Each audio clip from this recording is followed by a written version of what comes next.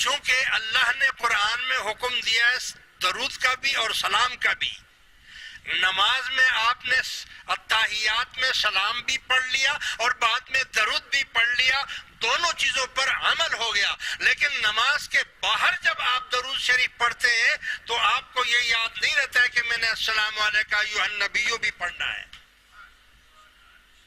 ہاں اگر آپ کو یاد ہے تو ٹھیک ہے، درود ابراہیمی پڑھے، بہت افضل ہے، بہت اچھا ہے۔